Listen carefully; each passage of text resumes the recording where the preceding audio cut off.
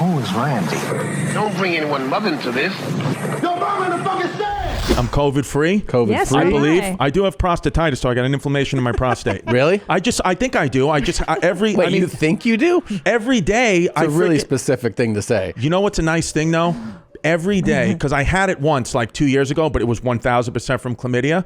But now, which is nice, I'm not Chrissy Drip Drop anymore. So, but do you remember who gave it to you? No, I mean it's one of the. I was a blur. I was a full blown sex addict 2 years, like not, you know. 2 years ago, you were? Yeah, I was like, I don't drink, I don't drink that much, and I don't smoke. I'm fine. But then I was just, I mean, dude, there was back-to-back nights. Sex with like a woman who was the former Miss Canada. Oh wow! And then one of my mom's friends, Kate.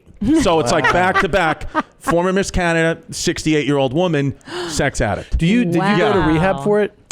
No. You get therapy at all for it? Yes, therapy, a lot of meditation, a lot of reading, a lot of thinking about, like narcissism and entitlement and things like that. And yeah, that's fascinating. Getting deep into that, and so now I'm sitting here with prostatitis, and it's a different feeling because I'm like, I know it's not from an STD. I haven't had sex with anyone but my girlfriend in whatever it's been. I haven't seen her in 3 weeks, so it's like I mean, I literally think I could have like inflamed my prostate from jerking off. Yes, I think so.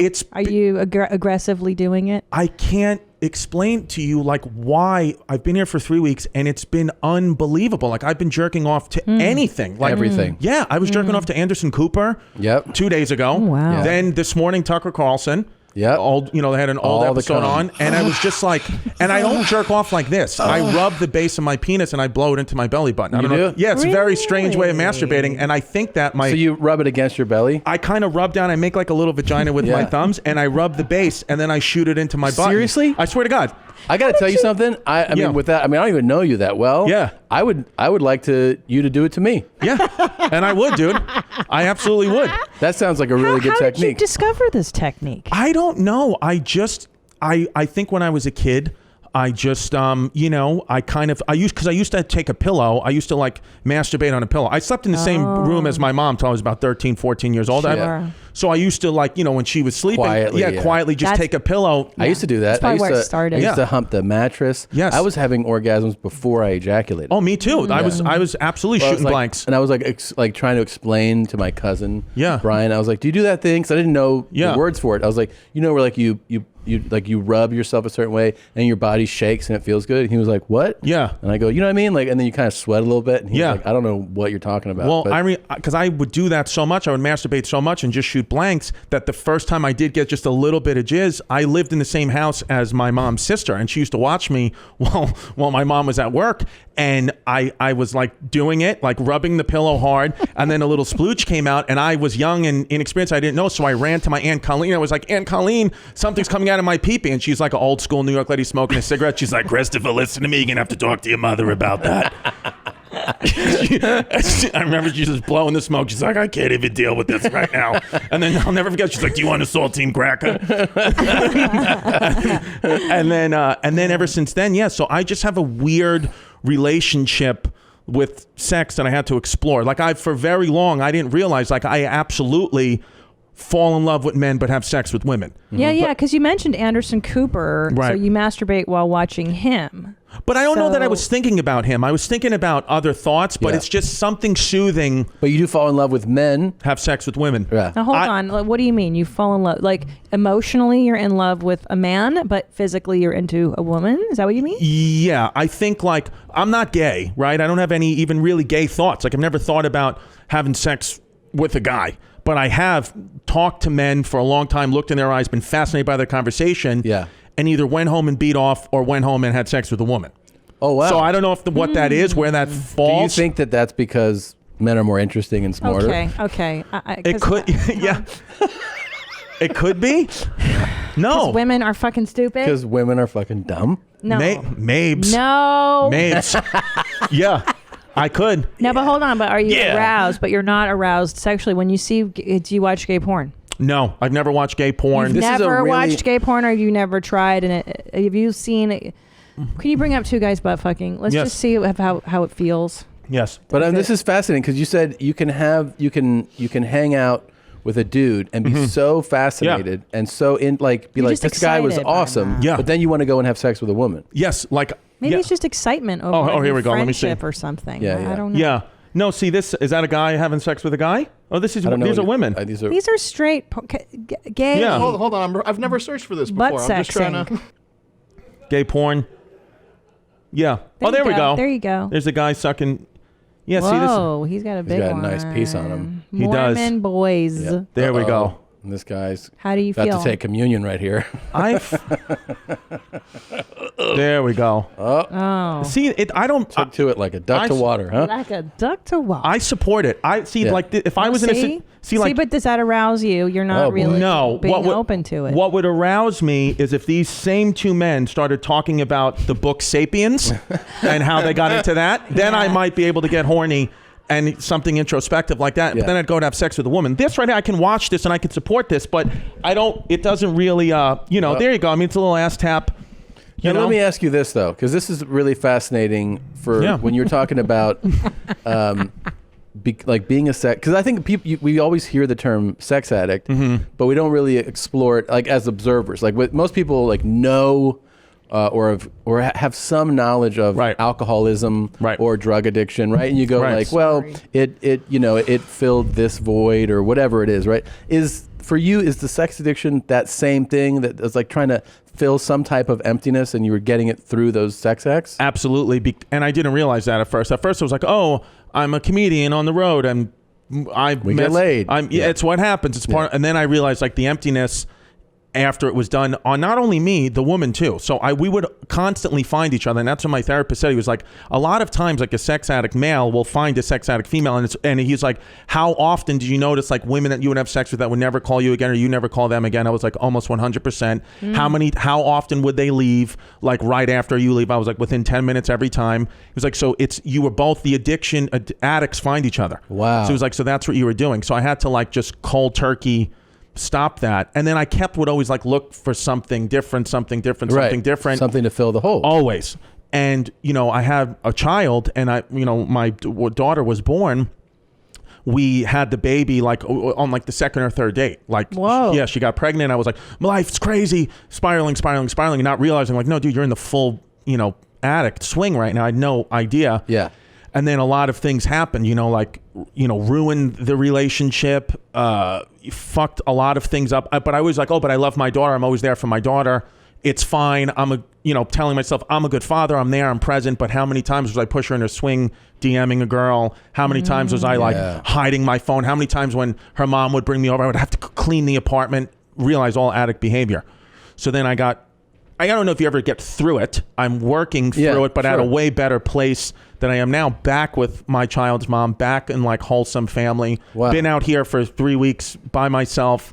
And had many temptations, of course, and it's it's a lot easier now for me to be like, no, that's not what's going to give me peace and balance. What's going to give? Because I realized something.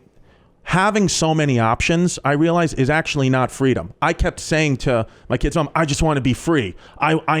But that's not, it's the opposite of freedom. Having too many options is you're absolutely in chains. Yeah. Freedom to me now is having just one option, one great relationship with my daughter's mom, the concept of family, building a family. That is like, I feel totally free. I feel like I have so much energy here for the last 3 weeks because I've been like, I'm only waiting for the call from the one woman and the one family, and that's what it is. Now, my hotel room walls have gotten fucking lit up, but my therapist said that's okay. This guy's a fucking loser. Cut his mic. I know, dude. I know. My dad's listening to this like, you fucking homo! I told you to pound some ass out there, Chrissy! No, you actually like hearing you say all this stuff. It even seems like you are so much like at peace and content with like the ride you've been on to get here, right? Yes, 100%. And I feel extremely like ready for any type of maybe success that might come my way. And I'm not even and my values and my value system has changed totally too. Like for me now. Yes, I want to do very well in comedy, of course. I'd love to have opportunities and do that. But but really, like, the metric for me is how my daughter is developing and how my relationship with her mom is developing, and the concept of family. So if those things are going well, which they are right now, everything comes into place. I have a pilot right now with True TV. I mean, it's my 10th pilot. I'm fucking Chrissy pilots. I'm 0 for 9. If I go 0 for 10, great, dude. I'm Chrissy strikeouts. It doesn't matter because my daughter's in a good school and I have things that I want. That's awesome. Where it used to be, like 2 years ago, like, oh, I need to get this. I'm a failure. And it's like, no.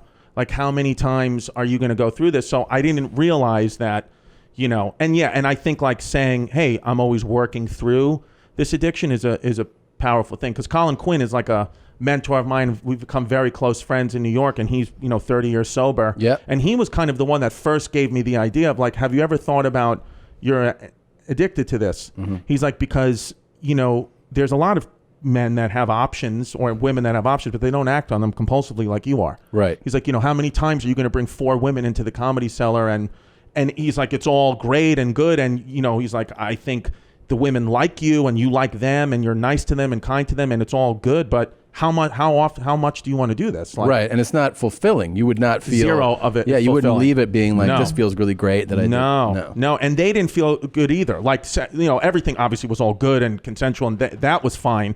But I feel like you just have to say that now. Yeah, you do. Like, it was all consensual. It was all good. Just a real quick side note: didn't rape anyone, and yeah. So, but they felt empty too because I didn't even realize. Like, I noticed, like, they never call me ever again. Like, if I text them and they'd be like, "Oh, I had a great time, but I'm just not interested anymore." It's like the addicts were finding each other. Yeah, kind of thing. Wow, how do you approach? I'm fascinated. Like, how do you approach the other one? How do you sniff her out? Like, how do you know who's broken enough to? The opening message on a DM is their pussy. Right. You know what I mean? Really? Or the opening message is, hey, hard eyes, or I think you're hot, or take me out for a drink and I'll give you the night of your life. Things like that. And I was like, yes. Where another girl was like, hey, do you want to, like, take me to dinner? I'd be like, no. Come on. What are you, loser? Can I stick garlic sticks up your pussy? Yeah. Then no. So I was not looking. And then, what I realized too, this is so fucking gay. Just play gay porn over this. This is gayer than the guy getting pounded in his ass. But it's just the truth. I got on Lululemon pants. Any guys out there want to hit me on Grindr? I noticed too that, my girlfriend, my daughter's mom, she constantly kept taking me back after fucking up like you can't imagine, like constantly fucking up, but then being like, but I'm a nice guy. I love my daughter. Constantly her being like, this is your last chance. This is your last chance. And then finally, just realizing like that is love on her part. Like I needed to catch up to her because that, like you set the bird free and if it comes back, it's love. Like she set me free so many times. And so many times I've been like begging to come back. And so many times she's been like, come back. Yeah. And now for like I've known her for, my daughter's 5, so we've known each other 5 years and 9 months. But this like past like 6 months, like in quarantine, has been like the most like fulfilling with her. And like the first time where I'm like actually have listened to her and paid attention to her and been like, I want to make this work. Where it used to be like, I don't even know you. Like we have a kid and I don't even know you because I'm just not paying attention because I'm not interested. I'm playing pretend. I was just constantly playing pretend with everyone. So I had to just realize that and like look in the mirror and be like, you fucking idiot. But it's so actually nice to see somebody figure it out at your age and that you're not like 70 being like, you know what?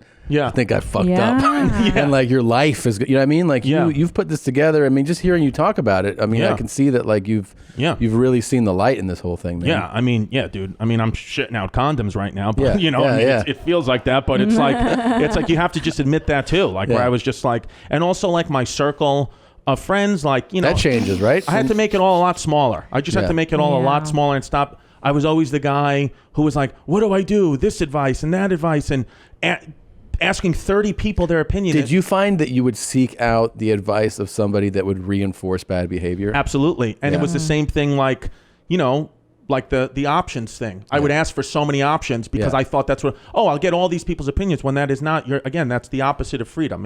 You're now I'm like, what do I do? What do I do? Whereas just who's your crew? Who's your circle of people? And I have those people and I deal with them. And then, but I ultimately like, now make my own choices and have just had to like, be Chrissy uncomfortable at times and just tell people how I'm honestly feeling, which was always like, I just want you to like me. That's all I want you to do is like me. Yeah.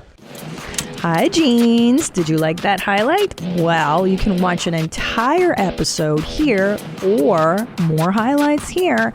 But definitely subscribe here. That way you can, get the latest videos as they drop. For real, 4 strokes.